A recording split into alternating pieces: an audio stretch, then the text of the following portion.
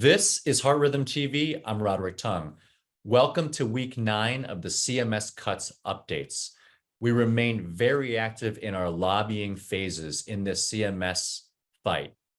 We constantly are having meetings on a regular basis, targeted strategies of meeting with congressional representatives, with electrophysiologists on in various states, making sure that our voice is heard, making sure that our policymakers understand this existential threat to electrophysiology, the threat to patient access, inequities in terms of healthcare outcomes, and potential an erosion of quality and rising costs.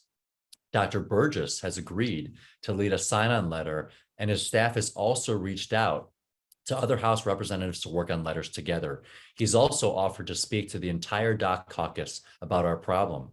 In total, there are 20 House offices and 11 members of the Senate who have expressed interest in assigning a letter in favor of preventing these CMS cuts. 5 members of the Senate Finance Committee have or will weigh in directly with CMS to voice their concerns. And Heart Rhythm Society wrote an official sign-on letter to congressional leaders Schumer, McConnell, Pelosi, and McCarthy to explain the problem, the proposed CMS cuts, the issues of work intensity and complexity, and the need to be able to restore these payments back to 2021 reimbursement. The organizations that have signed on to this letter include Heart Rhythm Society, ACC, the Electrophysiology Advocacy Foundation, the Arrhythmia Alliance, Stop AF, and the AF Association. Please remain engaged. We really appreciate all the time that you're taking out to meet with your congressional representatives. Use saveablation.org with your patients, with your colleagues, to continue the pressure and the constant dialogue with our legislators. Thank you very much for the update, and stay tuned. And on this week's episode of Voices, it's my pleasure to introduce a friend and a colleague, a collaborator, Dr. Ken Stein, the Chief Medical Officer of Boston Scientific, who is also an electrophysiologist. So a very unique perspective. Welcome to Heart Rhythm TV, Ken. Yeah, thanks a lot, Rod. Well, clearly we've been through a lot in the past 8 weeks. I think you have some really unique perspectives. This is nothing new in terms of us fighting for fair reimbursement, but this is much more drastic. What are some of the perspectives that you have, Ken, first as an electrophysiologist? Yeah, well, I may start. I'm an EP. I did Afib ablations back in a much more primitive era. Obviously have their role in industry. But what I think almost all of you probably don't know is that I've also had an AF ablation myself.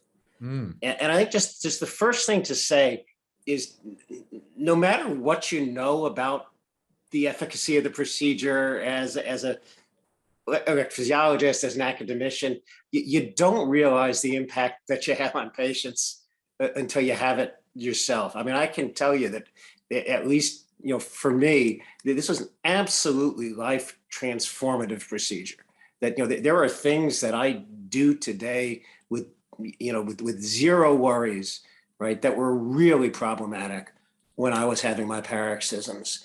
So I think, the first thing to say is, I think we all know intellectually just how valuable this procedure is for patients. But I don't think you know emotionally the impact that it has until you've had it yourself. And maybe cutting the chase here, but that's why it's so important to protect the procedure as it stands today, and also to do what we can, right, as we work together, industry and academics together, to further improve safety and efficacy of AF ablation. And I think that's spot on. Obviously, things are being looked at the lens in terms of efficiency and time. But when we start talking with a lot of the congressional representatives, it's the impact. It's the impact on patients. It's those stories, as well as the impact on our healthcare system. It'll probably drive up costs, decrease quality of life when we limit access to this. Ken, what is Boston Scientific doing in this fight in terms of lobbyists and legislative action? We do take our cue from the Heart Rhythm Society. I know, and I'm sure this is true of everyone in industry right now, have a very open and productive relationship with the folks, particularly in government affairs, at HRS. And, it's really a matter, I think, of, taking their guidance for the way they want us to interact. Frankly,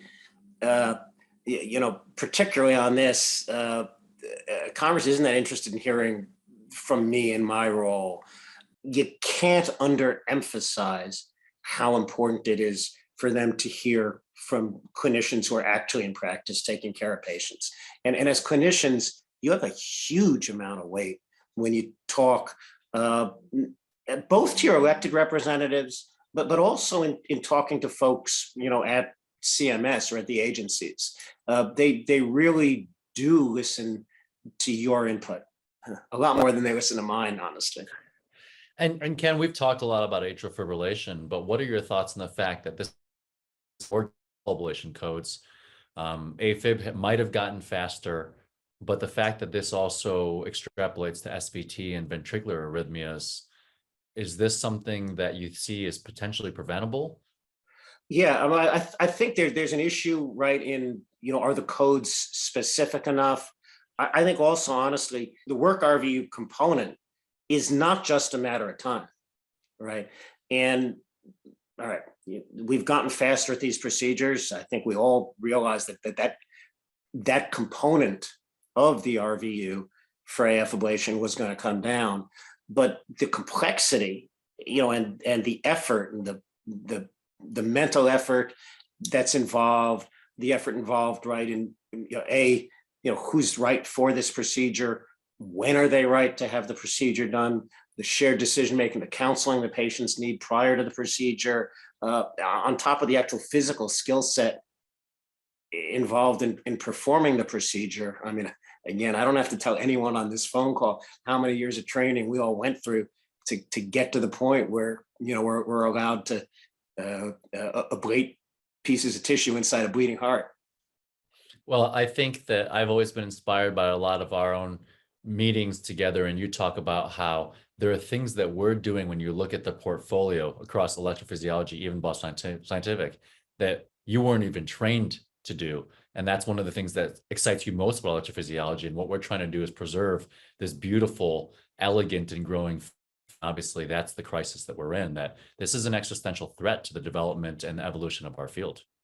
Yeah, and I think one thing that's important there, right, is, we talked a little bit, right, of just how much training you have to go through in order to get to the point where you're board certified as a cardiac electrophysiologist.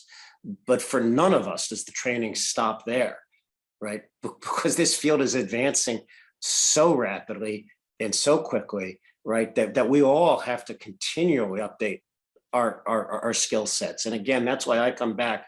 I think what's been grossly undervalued in this proposal is the effort component of the work RVU, and it's really shameful in my view. And we are continuing to push the envelope forward. It's 13 years since I left Cornell, joined industry. Right. And, so when I left Cornell, there was no SICD, there was no such thing as Watchman. I'm not going to be, purely BSC centric, right? There wasn't cryoablation. There wasn't what's now on the horizon, and that's so exciting, which is Farapulse and pulse field ablation, right? And so, if reimbursement doesn't get in the way, we are just going to continue. And again, and it's going to continue in partnership between clinicians, between academicians and industry, right, in getting these procedures to be even safer and to be even more effective.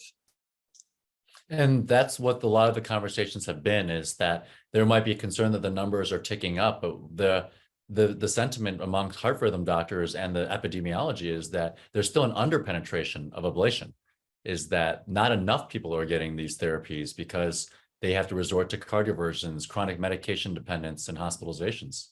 So it's clear that we need an uptick in ablation rather than to try to curb a lot of these ablation procedures. Yeah, I think if you look at it right from a public health perspective, I hesitate to say this in the current environment, right? But Afib is pandemic. Right. Again, we all know the numbers, and we all know the numbers are increasing. And it is really clear that both from a cost to society standpoint, and just from a public health outcome standpoint, that focusing on therapies that effectively reduce the burden of mortality and morbidity associated with atrial fibrillation is good.